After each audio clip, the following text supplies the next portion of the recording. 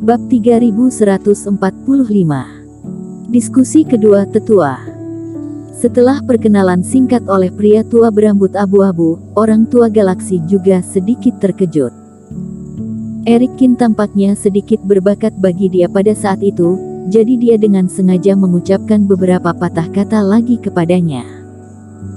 Tapi tidak menyangka dia bisa memahami inti dari ilmu 7 pedang pembunuh ini. Otak dia sedikit menakutkan. Namun, seandainya Erikin memperoleh ilmu 7 pedang pembunuh yang asli untuk berlatih, setelah puluhan ribu tahun, khawatir itu juga tidak mungkin. Ketika kamu mengatakan itu, aku ingat sesuatu. Aku ingat ada satu lagi yang disebut ilmu 9 pedang pembunuh, kata orang tua galaksi. Ya, itu tercipta kemudian. Pisau suci memodifikasinya dari ilmu 7 pedang pembunuh. Itu berisi 2 prinsip pedang lain yang kemudian ditemukan, tetapi pedang suci hanya mewariskannya kepada kedua muridnya pada waktu itu, dan sekarang telah terputus warisannya.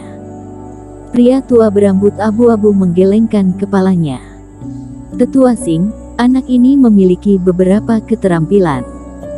Untuk dapat mengolah niat pedang ke tingkat ini, aku kira dia seharusnya junior yang terobsesi dengan pedang. Pria tua berambut abu-abu menatap Erikin dan bertanya.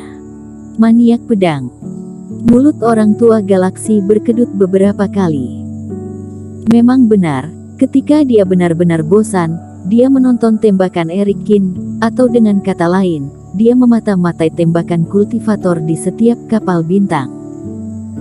Tapi satu-satunya kemiripan antara Erikin dan maniak pedang adalah keduanya adalah kultivator biasa, tidak ada yang lain.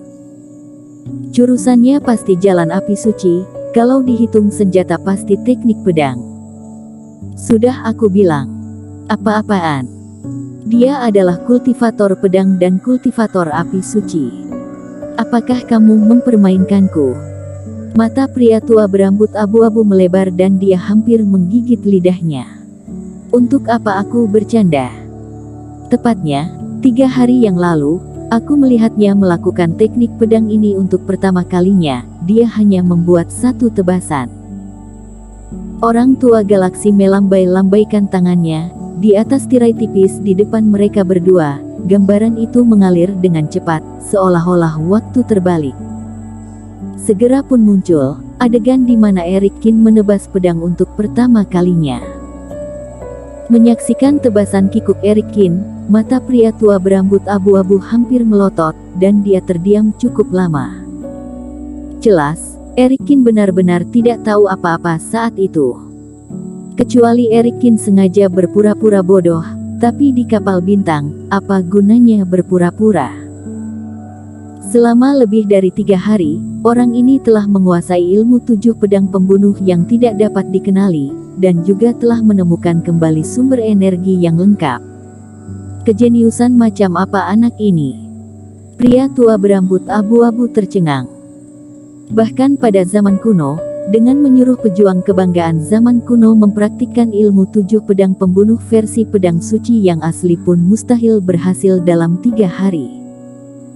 Hehe, ini bagus. Jika anak ini bisa masuk peringkat 5 besar, itu akan lebih menarik setelah dia meninggalkan galaksi. Pria tua berambut abu-abu tidak bisa menahan tertawa aneh setelah terkejut. Kamu benar-benar memutuskan untuk membuka alam itu untuk orang-orang ini. Jika mereka mengacau, konsekuensinya akan sangat serius. Orang tua galaksi tahu apa yang dipikirkan pria itu dan meliriknya. Dia sedikit khawatir. Munculnya token emas berarti bahwa kehendak Master Mulia telah mulai mengembun. Itu rahasia sebenarnya dari wilayah rahasia galaksi. Sudah waktunya untuk mengakhiri. Pak Tua Sing, kamu dan aku telah bertahan selama bertahun-tahun, apa kamu tidak ingin istirahat? Pria tua berambut abu-abu tersenyum. Hal itu dipercayakan kepadamu oleh Master Mulia. Aku hanya bertanggung jawab atas galaksi. Aku tidak peduli bagaimana sisi lain dari galaksi berubah, tapi aku harap kamu benar. Orang tua galaksi terdiam.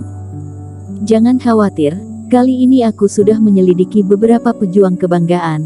Memang banyak bibit bagus, mungkin kali ini benar-benar berhasil. Pria tua berambut abu-abu tersenyum. Tentu saja, anak ini juga sangat bagus. Aku harap dia akhirnya bisa masuk 5 besar.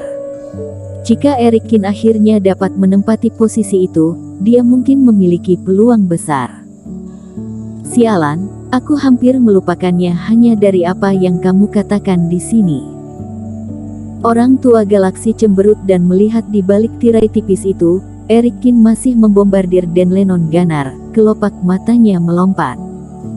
Bocah tengik ini, apa belum selesai? Dengan kedua tangan, orang tua galaksi mengebor langsung ke tirai cahaya. Meskipun tebakan Erikin benar, tidak ada aturan yang melarang kultivator membombardir galaksi, tetapi para kultivator juga mematuhi aturan sebelumnya, dan tidak ada yang akan terus menyerang larangan di dasar sungai, tetapi Erikin adalah anak yang berbeda. Orang tua galaksi berpikir, jika wilayah rahasia galaksi dibuka lagi di masa depan, apakah perlu menambahkan aturan yaitu tidak boleh menembak kepada galaksi? Ketika sosok itu muncul kembali, orang tua galaksi sudah mencapai di bawah galaksi. Bertentangan dengan apa yang Erikin duga, galaksi tidak hanya ada larangan di balik permukaan air yang tipis, tetapi benar-benar ada air laut yang dalam. Dan di laut, ada banyak monster iblis laut. Hanya saja monster iblis ini tidak bisa menerobos keluar laut karena larangan air. Tapi jika orang tua galaksi manipulasi, maka lain lagi ceritanya. Muncul di laut dalam, dia melihat sekeliling sebentar, lalu mengulurkan tangannya. Sekelompok siluman ikan hitam besar dihentikan oleh Reiki. Ketika lelaki tua itu mengangkat tangannya, siluman ikan ini tanpa sadar bergegas menuju permukaan laut. Bro. Di atas kapal bintang, Erikin sedang berlatih ilmu 7 pedang pembunuh.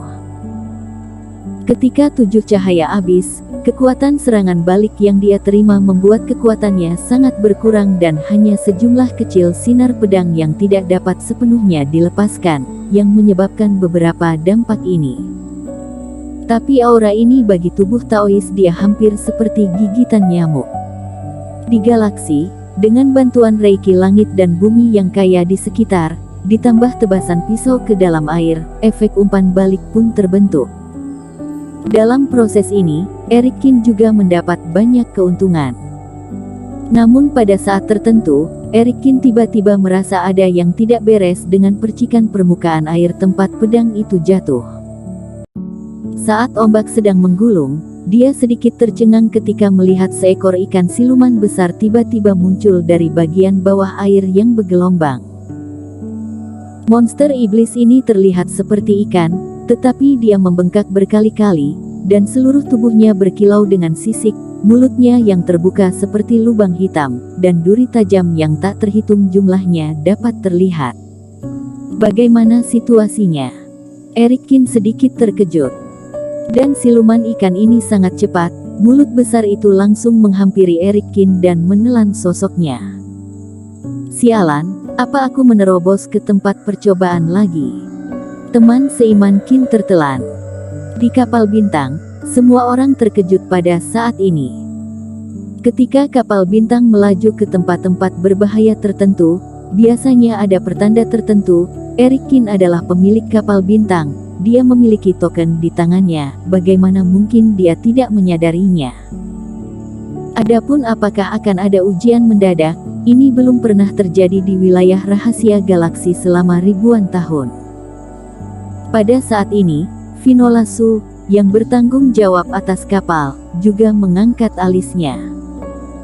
Pedang abadi muncul di telapak tangannya, dia berencana terbang untuk membelah perut ikan.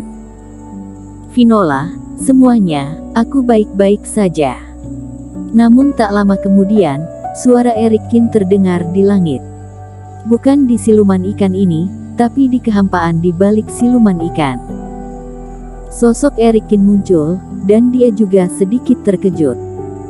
Siluman ikan ini sangat kuat, dan muncul secara tiba-tiba, Jika dia tidak bereaksi cepat dan langsung menggunakan teknik melarikan diri, dia pasti sudah ditelan. Bukannya dia tidak berhati-hati, masalahnya galaksi selalu aman. Siapa sangka monster tiba-tiba muncul dari bawah. Dengan pisau Yu yang di tangan, Erikin menebas. Namun, hanya terdengar suara dentang.